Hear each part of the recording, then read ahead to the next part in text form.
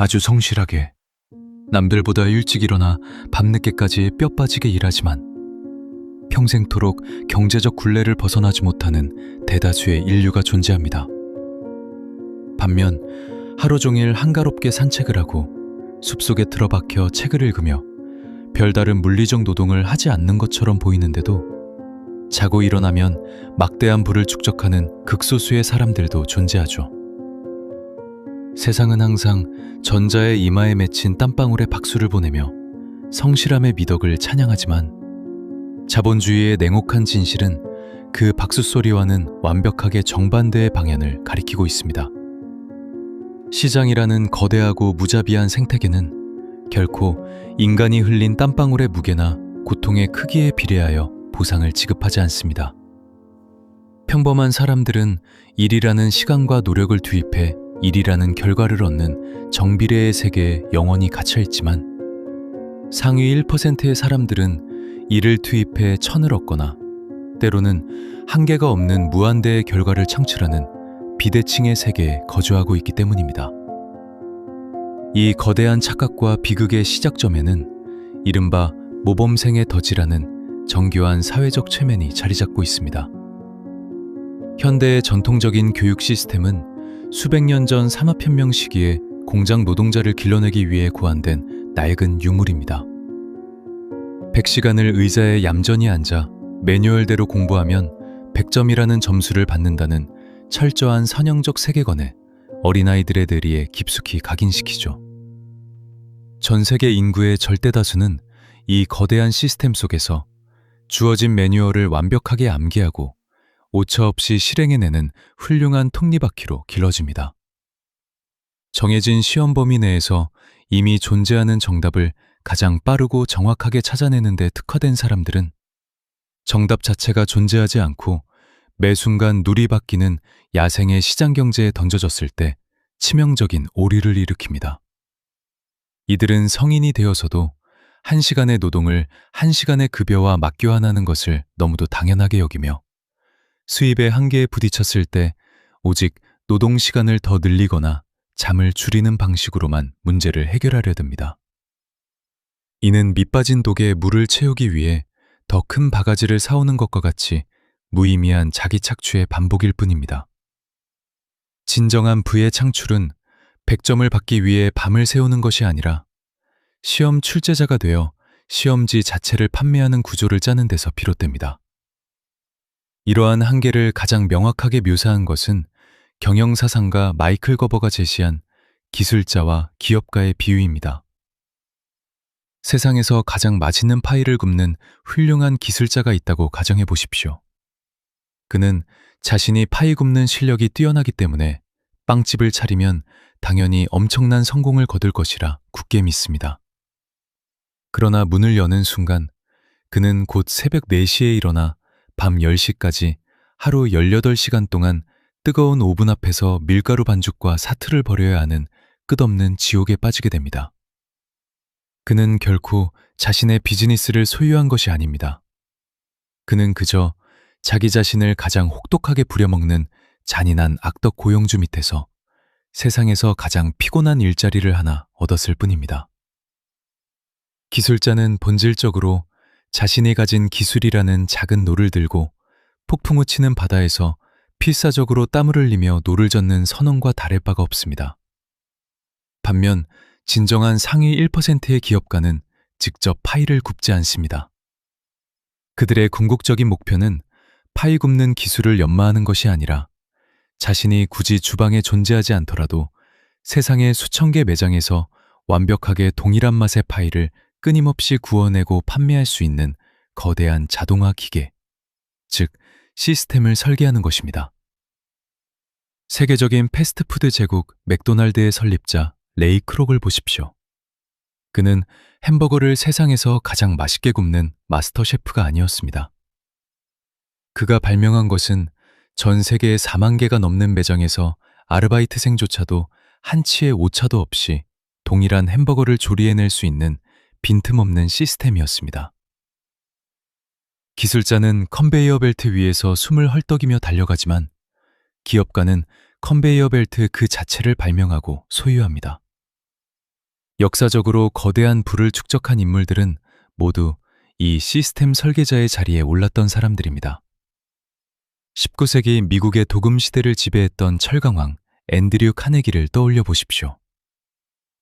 방적 공장의 소년 노동자로 시작해 전보 배달원으로 일했던 그가 만약 남들보다 전보를 10분 더 빨리 배달하는 성실한 기술자의 마인드에만 머물렀다면 평생을 길거리에서 땀을 흘리며 보냈을 것입니다. 그러나 그는 철광석 광산에서부터 철도 운송, 제철소에 이르기까지 산업의 전 과정을 장악하는 거대한 기계를 조립해냈습니다. 그들은 자신의 두 손으로 바위를 직접 밀어올린 것이 아니라 중력 자체를 통제하는 거대한 지렛대를 만들어낸 것입니다.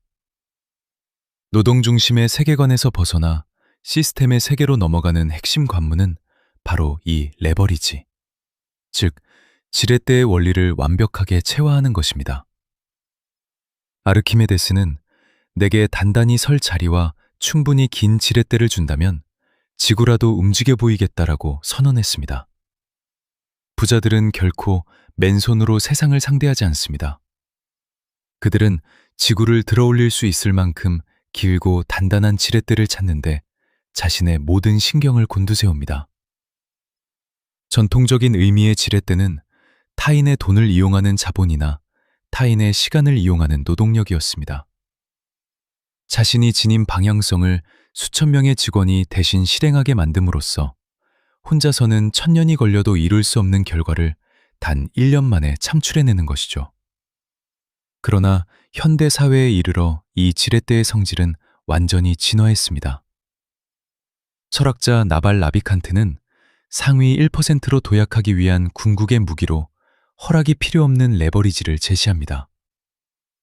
과거에 타인의 노동이나 자본을 이용하려면 직원의 동의를 구하거나 은행의 대출 승인 같은 허락이 필수적이었습니다. 하지만 현대의 가장 폭발적인 부를 창출하는 지렛대인 코드와 미디어는 그 누구의 허락도 필요로 하지 않습니다. 한 번 짜둔 소프트웨어 프로그램이나 한 번 촬영해둔 영상은 내가 깊은 잠에 빠져 있을 때도 24시간 내내 전 세계 수백만 명의 사람들을 상대로 지치지 않고 가치를 창출합니다. 이것은 무한 동력의 디지털 로봇 군단을 무상으로 고용하는 것과 같습니다. 이러한 폭발성을 이해하는 핵심 개념이 바로 비대칭성입니다. 대다수의 사람들은 직장의 모든 것을 바치다 해고당하면 모든 것을 잃는 극단적인 대칭적 위험 속에서 평생을 살아갑니다. 그러나 1%의 부자들은 잃어봐야 동전 한 잎이지만 이기면 제국 전체를 얻을 수 있는 구조적 유리함을 찾아냅니다. 나심 탈레브는 이를 선택권이라 불렀습니다. 그들은 예측 불가능한 위기가 닥쳤을 때 파산하지 않도록 하방 위험을 단단한 방패로 틀어막고 상방 수익은 무한대로 열어두는 포지션을 취합니다. 이것은 비유하자면 결코 뚫리지 않는 튼튼한 방패를 몸에 두른 채 목표물에 적중할 때까지 끊임없이 무한대의 창을 던지는 싸움과 같습니다. 창이 빗나가도 잃는 것은 창자로 하나뿐이지만 적중하는 순간 거대한 성을 차지하게 되는 것입니다. 역사상 가장 부유했던 인물 중 하나인 석유재벌 제이 폴 게티의 일화는 위기 속에서 비대칭성이 어떻게 막대한 부로 전환되는지를 뼈저리게 보여줍니다. 1930년대 미국의 대공황이 절정에 달해 주식시장이 붕괴했을 때 그는 뜨거운 사막에 나가 직접 우물을 파는 노동을 하지 않았습니다. 대신 헐값으로 폭락한 소규모 석유 생산 업체들의 주식과 채굴권을 집요하게 긁어모았습니다.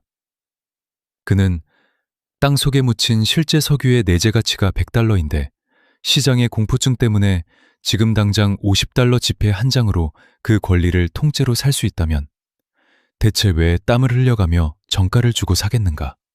라고 반문했습니다. 그가 베팅한 것은 단순한 주식이 아니라 인류가 살아있는 한 반등할 수밖에 없는 자본주의 시스템 자체에 대한 완벽한 비대칭적 레버리지였습니다. 군중이 곡괭이를 휘두르며 정비례의 땀방울을 흘릴 때 그는 위기라는 비대칭의 지렛대 위에 가볍게 올라탄 것입니다.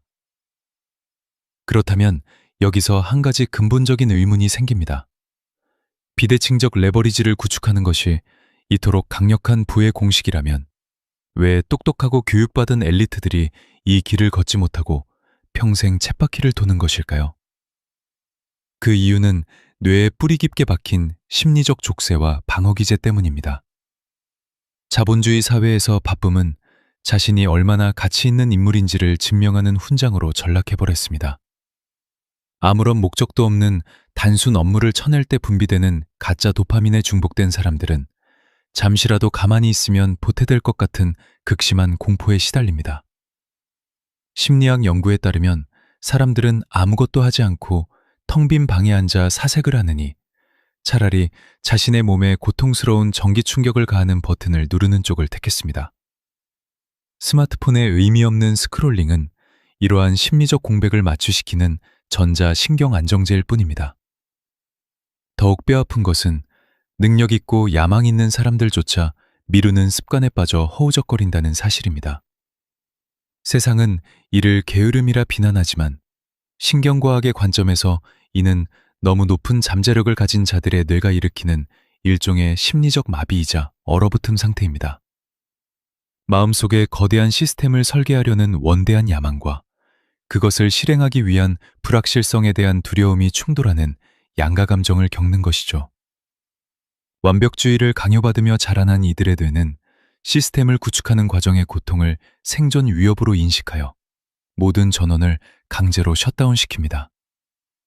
이들은 게으른 것이 아니라 가슴 속의 엔진은 터질 듯 불타오르는데 머릿속에서 완벽주의라는 주차 브레이크를 양발로 짓밟고 있는 처절한 상태인 것입니다. 이 마비에서 벗어나 얕은 안도감을 얻기 위해 사람들은 하루에 쓸데없는 네트워킹 모임을 돌아다니며 가짜 바쁨의 위안을 얻는 건축가의 오류에 빠져듭니다.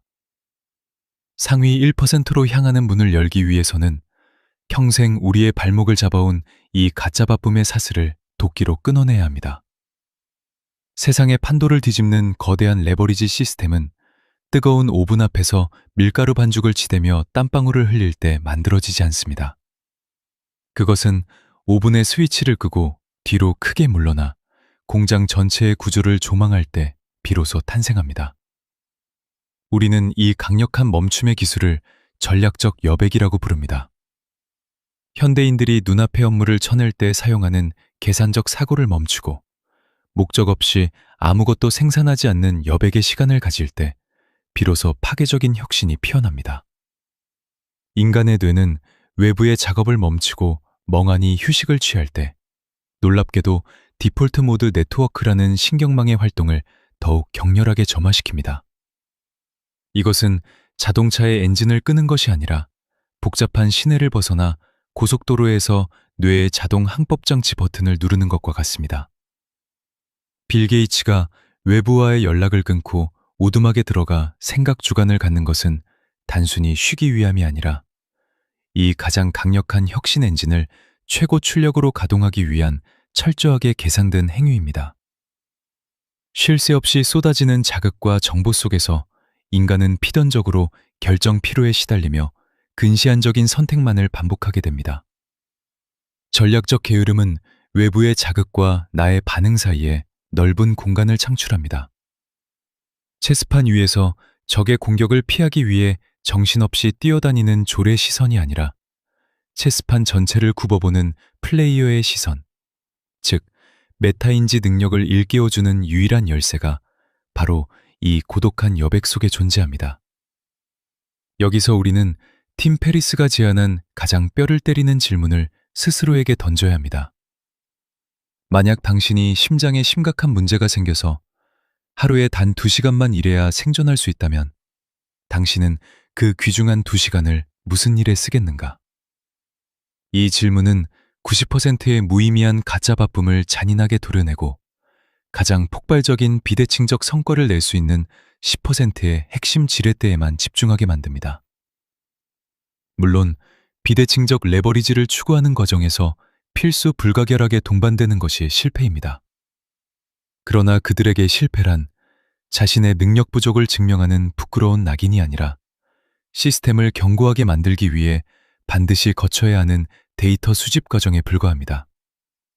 에디슨이 전구를 발명하기 위해 1만 번을 실패한 것은 무식하게 성실해서가 아니라 작동하지 않는 1만 가지 방법을 찾아낸 것뿐이었습니다. 그들은 남들보다 독하게 이를 악물고 1시간 더 노동한 것이 아니라 실패로 퇴출당하지 않도록 하방을 막아내고 다음번의 시도에서 자신만의 무기를 더욱 날카롭게 베르내 한 번의 타격으로 세상을 뒤집은 것입니다. 무작정 도끼질을 시작하기 전에 나무 그늘에 앉아 도끼날을 날카롭게 베리고 숲의 전체 지형을 살피는데 대부분의 시간을 쓰는 사람을 보고 어리석은 군중은 그를 게으르다 조롱할 것입니다. 그러나 붉은 해가 넘어갈 무렵 거대한 숲을 통째로 베어버리는 승자는 땀범벅이 되어 둔탁한 도끼를 수만 번 휘두른 자가 아니라 여유롭게 파이프를 물고 기계톱을 조립해낸 설계자라는 사실을 명심하십시오. 근면함이라는 성역 뒤에 숨어 생각하기를 멈추지 마십시오. 당신의 삶을 갉아먹는 쓸모없는 족쇄들을 지금 당장 벗어던지고 남의 배에서 노를 젓는 선원의 삶을 멈추십시오. 바람을 싣고 돛을 올리며 자신만의 배를 건조하는 위대한 설계자로 진화하십시오. 그것이 바로 세상의 룰에 지배당하며 부속품으로 살아가는 99%와 자신만의 시스템으로 세상의 룰을 지배하는 1%를 가르는 유일한 진리입니다.